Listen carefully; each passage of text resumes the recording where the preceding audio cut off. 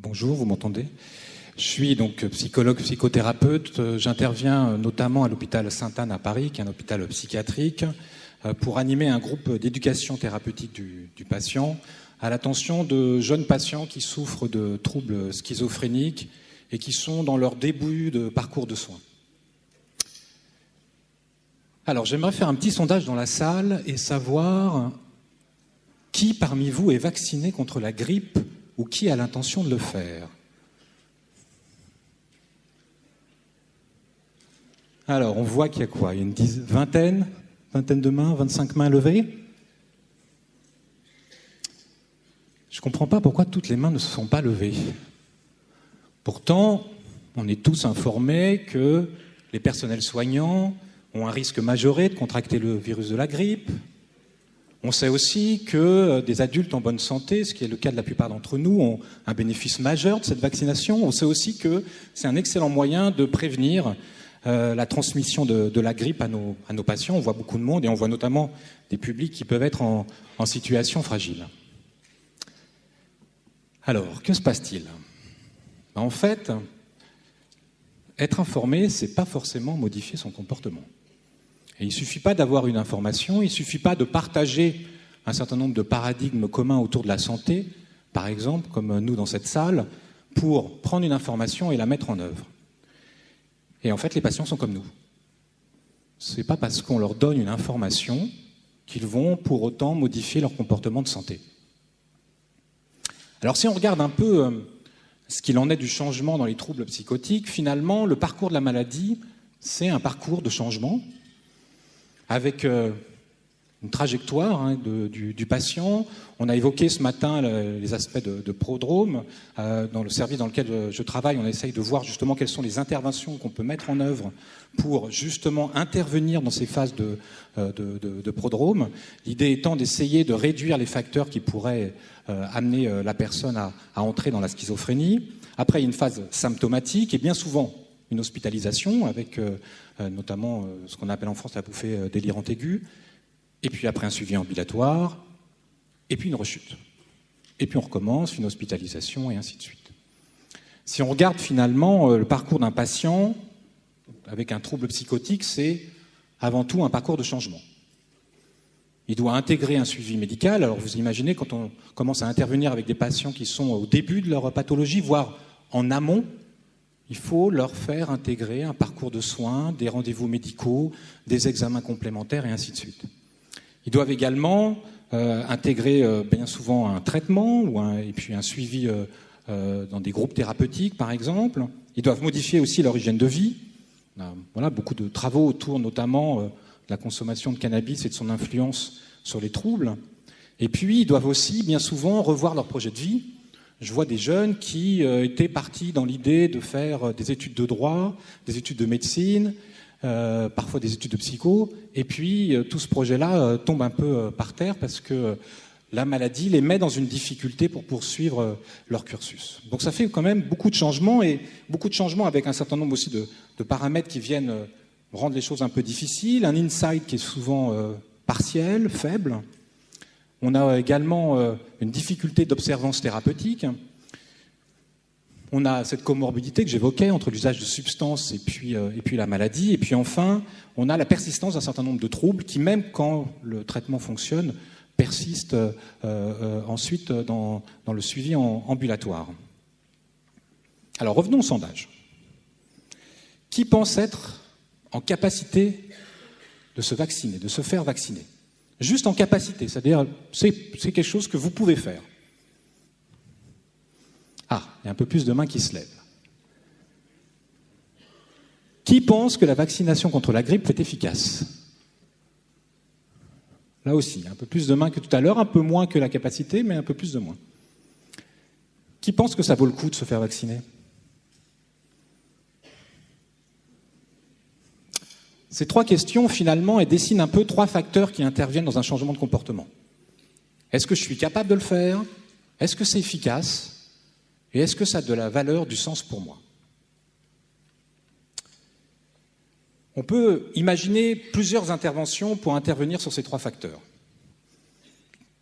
Est-ce que je suis capable? On peut intervenir sur la capacité, et éventuellement aider une personne à retrouver certains gestes ou à apprendre certains gestes. On peut aussi aider une personne qui a une phobie contre les piqûres ou le sang, par exemple, à évoluer par rapport à cette situation-là, à apprendre à faire face et à gérer mieux sa phobie. On peut aussi intervenir sur le sentiment d'efficacité personnelle quand on a à mettre en place un nouveau comportement, à apprendre quelque chose. Parfois, on ne se sent pas capable. Et si on ne se sent pas capable, on ne va pas s'engager dans cette direction-là. Sur l'efficacité, on peut aussi intervenir en donnant de l'information. Et puis, on peut aussi intervenir en aidant la personne à intégrer cette information. Enfin, sur le sens, sur la valeur du changement, on peut essayer de faire le lien entre ce changement et puis les objectifs de vie de la personne, ses valeurs personnelles, sa philosophie de vie. On peut aussi l'aider à identifier les envies, les raisons, les besoins qui pourraient être en lien avec ce changement. Alors, comment l'entretien motivationnel peut-il répondre à ces différents besoins d'intervention? On va, dans l'entretien motivationnel, mettre en œuvre plusieurs stratégies, plusieurs processus. À votre avis, quel est le premier processus qu'on va mettre en œuvre quand on veut accompagner une personne vers le changement?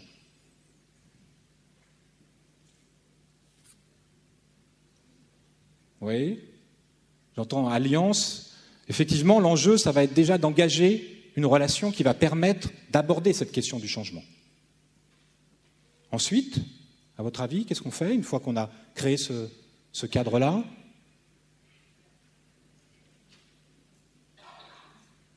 Oui, il va falloir effectivement définir un peu de quoi on parle, dans quelle direction on va aller, et donc essayer de trouver un objectif.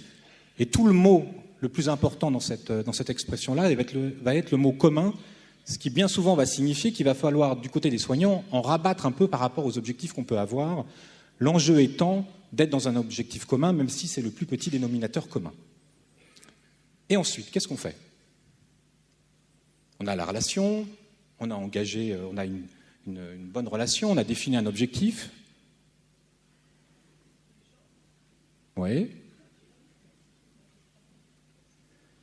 On voit qu'est-ce qu'on pourrait faire, quelles stratégies on pourrait mettre en place.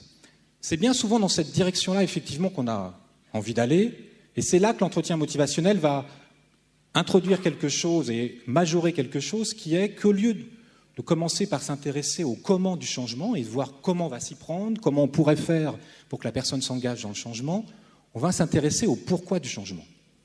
Et se demander finalement pourquoi cette personne s'engagerait dans le changement avant de réfléchir à comment elle pourrait s'y prendre si jamais elle s'y engageait. Et effectivement, ensuite, on verra le comment du changement et comment mettre en place ce changement. Le pourquoi du changement est tellement important qu'on considère qu'on fait de l'entretien motivationnel même si on n'arrive pas à la planification du changement, à la mise en œuvre du changement.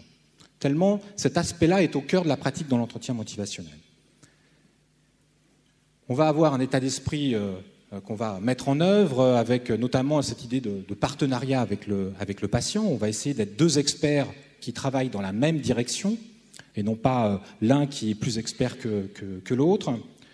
On a tous les deux un problème et on essaye de travailler ensemble. On va être dans l'acceptation inconditionnelle de la personne en essayant notamment de la valoriser et de lui reconnaître son libre arbitre, son autonomie, ce qui n'est pas toujours simple. On va être beaucoup dans l'évocation. Et notamment, s'abstenir de donner les éléments et plutôt essayer de faire venir les éléments de la part du patient lui-même. Et en permanence, être en train de le solliciter pour faire venir les éléments. Et puis, évidemment, on va avoir comme préoccupation une amélioration de sa situation.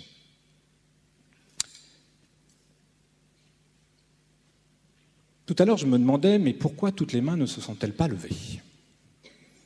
Eh bien, c'est exactement dans une autre direction qu'on va aller avec l'entretien motivationnel. C'est absolument pas ce type de pensée qu'on va avoir ou de questionnement qu'on va avoir à l'égard du patient. On va plutôt se demander quelles raisons pourraient vous amener à lever la main et se placer dans cette dynamique-là, ce qui suppose finalement que on va peut-être mettre de côté quelque chose qui nous anime souvent quand on est intervenant, quand on est soignant, c'est de vouloir le bien. Et quand on veut le bien, on essaye de corriger les attitudes qui ne vont pas dans la bonne direction. Et plutôt que d'essayer d'expliquer à la personne comment elle pourrait changer, pourquoi elle devrait changer, on va plutôt s'intéresser à ces facteurs à elle de changement. Quelle importance a ce changement pour le patient que j'ai en face de moi, en termes d'envie, de raison, de besoin, de capacité de changer?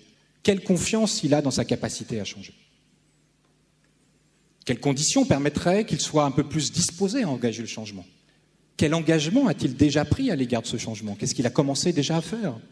S'il est devant nous, c'est qu'il est déjà engagé dans le changement. Il a déjà fait des choses par rapport au changement. Quels sont ses premiers pas qu'il a pu mettre en œuvre par rapport au changement? Alors revenons sur ce que j'évoquais tout à l'heure, notamment sur les difficultés qu'on rencontre dans la prise en charge de patients qui souffrent de troubles psychotiques. On a évoqué la question d'insight faible ou partiel.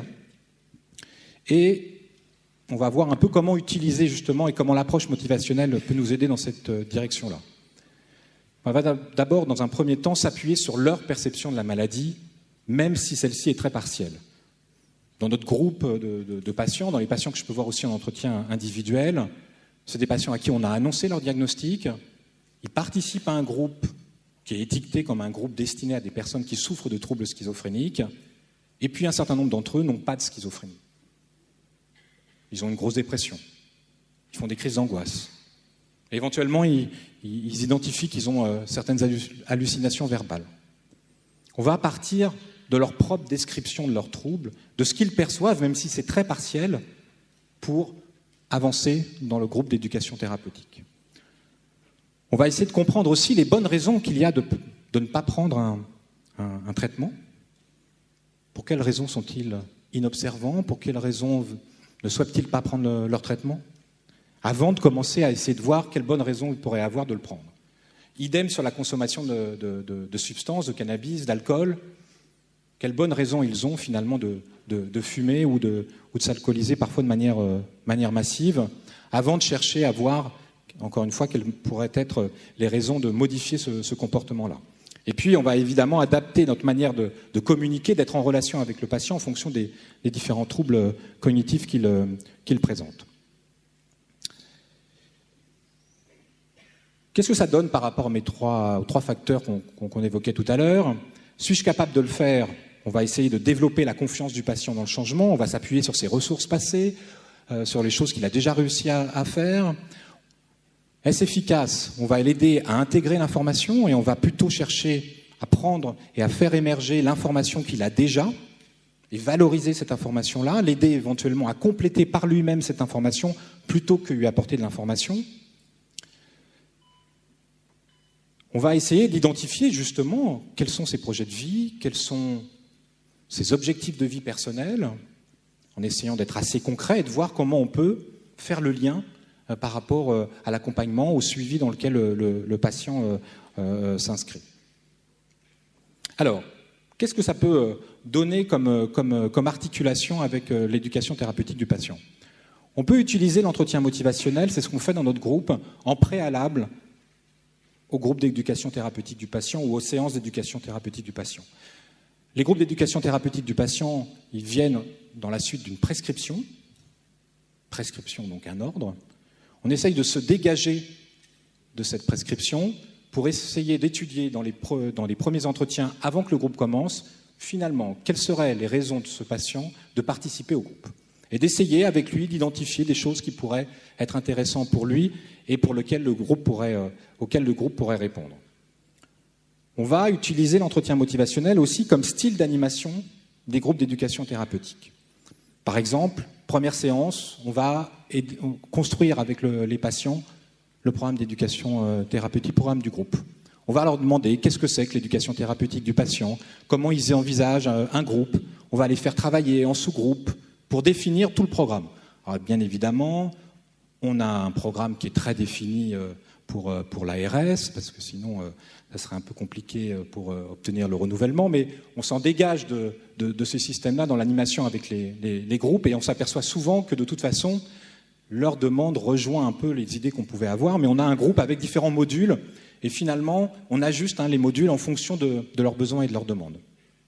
Et puis, tout au long, quand on va aborder les symptômes, positifs, négatifs, et ainsi de suite, on va à chaque fois partir de leur expérience, de ce qu'ils savent déjà, aussi bien de manière individuelle qu'en termes de groupe, ce qui va favoriser aussi la discussion, le lien entre les personnes, et puis les aider, justement, par la description de symptômes des autres participants, à identifier les symptômes qu'ils peuvent avoir.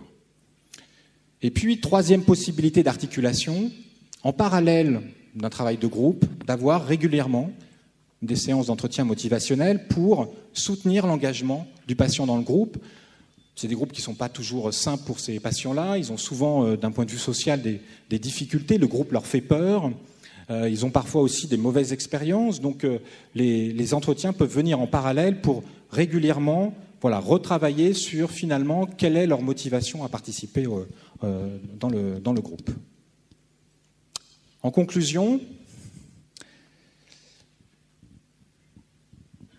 être informé ne suffit pas à modifier son comportement. Il y a plein de facteurs qui interviennent et qui font que je vais adopter tel ou tel comportement. L'enjeu, c'est d'essayer d'accompagner les patients en repérant ces facteurs-là pour le patient. Ils n'ont pas tous comme paradigme la santé, loin s'en faut. Et pour utiliser leurs représentations, leurs valeurs, leurs objectifs personnels en faveur du changement. L'idée, c'est à la fois dans le groupe d'éducation thérapeutique de faire évoluer leurs représentations, leur donner de l'information, utiliser l'éducation pour cela, et en même temps, les amener à vouloir s'engager, à utiliser leurs valeurs, leurs objectifs personnels pour les mettre au service du changement. Une phrase qui permet de résumer la manière dont on aborde les choses dans l'entretien motivationnel, une phrase de Pascal qui disait qu'on se persuade mieux pour l'ordinaire par les raisons qu'on a soi-même trouvées que par celles qui sont venues dans l'esprit des autres. Je vous remercie.